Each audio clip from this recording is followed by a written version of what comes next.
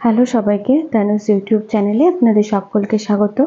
আজ আমি আপনাদেরকে করে দেখাবো ঝরঝরে ফ্রাইড রাইস রেসিপি। অনুষ্ঠান বাড়ির মতো কি করে বেশ অনেকটা ফ্রাইড রাইস আপনারা একদম ঝরঝরে করে বানাবেন, সমস্ত টিপস সহ আমি রেসিপি বলে দিচ্ছি। আপনারা প্রথম থেকে শেষ অবধি প্লিজ ফলো করবেন, তাহলে বুঝতে পারবেন। তো সবার ফার্স্টে বলে দিই, আমার এখানে 1 কেজি চাল আছে। এই চালটাকে আমি এনে এটাকে ভালো করে জল দিয়ে ফার্স্টে কচলে সুন্দর করে ধুয়ে নেব। দেখুন এইভাবে চটকে চটকে আমি জলগুলোকে মানে চালগুলোকে ধুয়ে নিচ্ছি ভালো জলে। তো এইভাবে চটকে চটকে ধুলে পরে কি হবে, সমস্ত যে স্টার্চ আছে এক্সট্রা সেই জলগুলো ক্লিন হয়ে যাবে। এবার পরিষ্কার জল দিয়ে আমি এভাবে চালটাকে অন্তত 3 ঘন্টার মতো ভিজিয়ে রাখবো। এদিকে যেই হাঁড়িতে আমি বসাবো ফ্রাইড রাইসটাকে মানে ভাতটাকে, সেই হাঁড়িটা নিয়ে ওর মধ্যে জল গরম করতে দিলাম।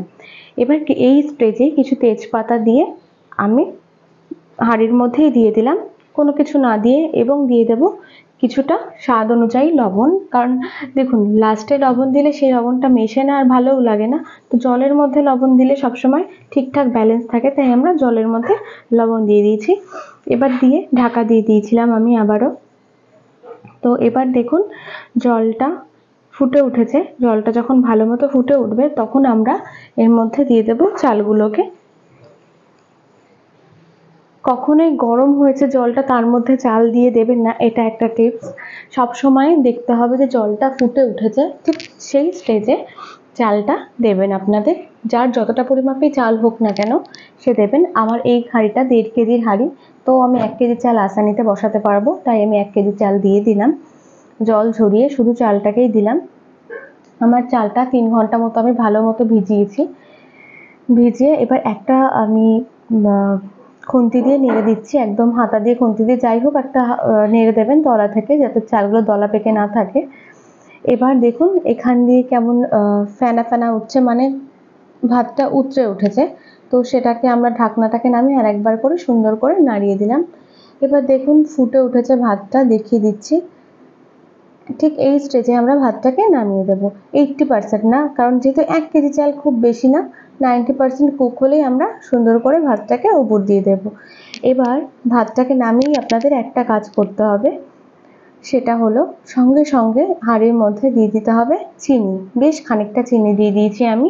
আমার 1 কেজি চালের জন্য আমি 9 থেকে 10 চামচ মতো বড় চামচের ইউজ করেছি, আর দিয়ে দিচ্ছি সামান্য গোলাপ জল। এটা দিয়ে আমি এভাবেই ঢাকা দিয়ে দিয়েছি, যাতে গরমের ভাপে চিনিটাও গলে যায় আর গোলাপ জলটা সুন্দর অ্যারোমার মধ্যে থাকে।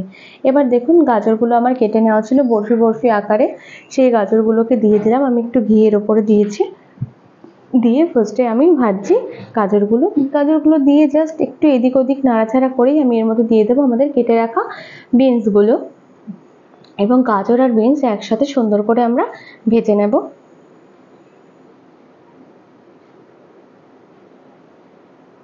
যাতে গাজর আর বিনসটা সেদ্ধ হয়ে যায় ঠিক সেই অবধি আমরা এটাকে ভেজে নেব। আমি এর মধ্যে কোনো নুন টুন অ্যাড করিনি, এটা একটা মিষ্টি মিষ্টি ব্যাপার আছে সবজিগুলোর, সেটা ভালো লাগে, তো সেই জন্য আমি কিচ্ছু অ্যাড করিনি, জাস্ট এমনি ভেজে নেব ঢাকা দিয়ে। ঢাকাটা তুলে দেখুন দেখছি যে প্রায় সেদ্ধ হয়ে গেছে। এই স্টেজে আমরা দিয়ে দেব ক্যাপসিকামগুলো। আমি ক্যাপসিকাম কিছু কেটে রেখেছিলাম ছোট ছোট আকার, তো সেই ক্যাপসিকামগুলো এই স্টেজে আমরা এর মধ্যে দিয়ে দেবো। তো পুরো জিনিসটা এখন সুন্দর করে ভাজা ভাজা হচ্ছে। আপনারা চাইলে ফোড়ন দিয়েও করতে পারেন, আমি ফোড়ন দিইনি, আমি লাস্টে দেব। আমি আবার একটু ঢাকা দিয়ে দিলাম, আমার মনে হলো একটু শক্ত আছে সেই জন্য। আবারও এটাকে ভালো করে সুন্দর করে ভেজে নিচ্ছি। তো সেই ফাঁকে বলে দিই, যদি আমার রেসিপিগুলো আপনাদের ভালো লাগে তো প্লিজ আমার চ্যানেলটিকে সাবস্ক্রাইব করার অনুরোধ রইল, এবং বেল আইকনটা প্রেস করতে একদম ভুলবেন না, তাহলে নতুন রেসিপিগুলো আপনাদের কাছে চটজলদি পৌঁছে যাবে। আচ্ছা, আমি এই কাজু আর কিশমিশটা না ভালো করে ধুয়ে জলে ভিজিয়ে রেখেছিলাম, সেই কাজু কিশমিশটা আমি ইউজ করছি, যেটা ভিজিয়ে রাখলে খুবই ভালো হয়। ভাজার সঙ্গে সঙ্গে অনেক সময় দেখবেন যে পুড়ে যায় কাজু কিশমিশ, এইভাবে যদি ভাজা হয় তো কাজু কিশমিশ পুড়ে যায় না আর সুন্দর করে ভাজা হয়ে যায়। তো কাজুটা দেখুন আর কিশমিশটা আমি ভালো করে ভেজে নিচ্ছি, হালকা সোনালি বর্ণের হওয়া অবধি ভেজে নেব। আর কিশমিশ তেলের উপর বা ঘিয়ের উপর দিলে সবসময় ফুলে ডাবল হয়ে যায়, এতেই বোঝা যায় কিশমিশটা হয়েছে ভাজা। তো দেখুন আমি সমস্তটা নেড়ে নেড়ে ভেজে নিচ্ছি। দেখুন কাজু কখনোই পুড়ে যাচ্ছে না, এই জন্যই। এবার আমি আমার সমস্ত সবজি ঠিক করে ভাজা হয়ে গেছে। এই স্টেজে আমি সমস্ত সবজিগুলো একটা বাটির মধ্যে তুলে নিচ্ছি। সমস্ত সবজিগুলো আমার তোলা হয়ে গেছে। আমি ওই ঘিটাও তুলে রেখেছি, কারণ ওটা একটু কেমন কালার হয়ে গেছে, তো ওটা আমি দেবো না ভাতের মধ্যে। ফ্রাইড রাইস একটু সাদা সাদা ভালো লাগে দেখতে, তাই ওটা অন্য কোনো রান্নায় ইউজ করব। আমি এর মধ্যে দিয়ে দিলাম 7 থেকে 8 টেবিল চামচ ঘি। দিয়ে কড়াইয়ের মধ্যে একটু গরম হলে দিয়ে দেবো গোটা গরম মশলা, 2টো দারচিনি আছে, কিছু এলাচ আছে, আর কিছু লবঙ্গ আছে, ব্যাস আর কিচ্ছু না। এই তেজপাতা একটা কি বলবো ওই গোলাপ জলের যে স্মেল, ওটাতেই সুন্দর একটা অ্যারোমা চলে আসে। খুব বেশি রিচও হয় না, কিন্তু একটা রিচ ফ্লেভার আসে খাওয়ার সময়। তো এবার আমি যেহেতু অনেকটা রাইস, সেই জন্য আমি পুরো হাঁড়িটাকে উপর দিয়ে দিলাম এই গামলাটার মধ্যে। এর মধ্যেই মেশাবো, একটা সিলিকন খুন্তি দিয়ে আমি মেশাবো একদম হালকা হাতে। ফার্স্টে আমি দিয়ে দেবো আমার যে সবজিগুলো আমি ভেজে রেখেছিলাম, সেই সবজিগুলো দিয়ে একটু হালকা হাতে সুন্দর করে নেড়ে নেব। দেখুন নেড়ে নেড়ে মিশিয়ে নিয়েছি।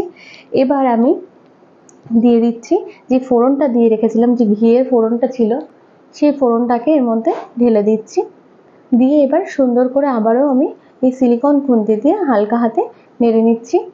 আপনাদের সিলিকন যদি খুন্তি না থাকে, একটা সুন্দর প্লেট দিয়ে ভালো করে কেটে কেটে মিশিয়ে নেবেন হালকা হালকা করে, যাতে ভাতটা না কেটে যায়। একটা ভাতও কাটবে না। আমি কোনো লেবুর রস ইউজ করিনি ভাতে, কিচ্ছু ইউজ করিনি, তবুও দেখুন কত সুন্দর ঝরঝর ভাত হয়েছে। না কোনো ভাত কেটে গেছে, না কিছু, না কোনো প্রবলেম হয়েছে, নাকি কোনো ভাত শক্ত আছে। দেখুন পুরো সিম্পলি সমস্ত ঝরঝরা হয়ে গেছে। তো আমার টিপস অ্যান্ড ট্রিক্স ফলো করে বানালে আপনাদেরও হবে। আজকের মতো টাটা, এখানেই।